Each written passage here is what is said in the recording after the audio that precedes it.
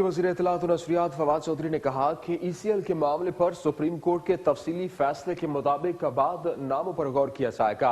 आपको बताएं कि वज़ीर इत्तलात और नशरियात फवाद चौधरी की जानिब से कहा गया कि इस वक्त वफाकी काबीना के इजलास में वजारत कानून ने यह भी बताया है कि JIT की तजवीज़ पर काबीना ने 172 लोगों के नाम ECL में शामिल किए थे। ECL में शामिल 20 नामों को वफाकी काबीना ने फौरी निकालने की सिफारिश मुस्तरद कर दी है।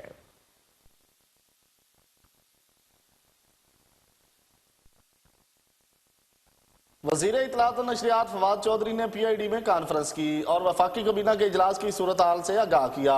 वफाकी काबीना ने ECL में 172 नामों के हवाले से जो फैसला किया गया उस पर बात की। लोगों के नाम ज्वाइंट इन्वेस्टिगेशन टीम की रिकमेंडेशन के ऊपर काबीना ने एग्जिट कंट्रोल लिस्ट में डाले थे। आज काबीना ने जो इंटीरियर मिनिस्ट्री है उसकी सिफारिशात कि 20 लोगों के नाम ECL से हटा दिए जाए, वो फौरी तौर पे उसको कबूल ना करने का फैसला किया है।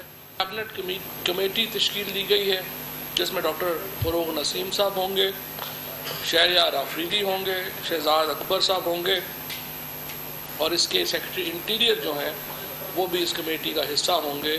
ये जो तमाम 172 नाम हैं इनके मामले को रिव्यू करेगी, देखेगी। फवाद चौधरी ने वज़ीर आज़म इमरान खान के ओवरसीज पाकिस्तानियों के हवाले से ब्रीफिंग देते हुए कहा, वज़ीर आज़म ने हुक्म दिया है वजारत कानून को कि 48 घंटों के अंदर सुप्रीम कोर्ट ने जैसे कहा था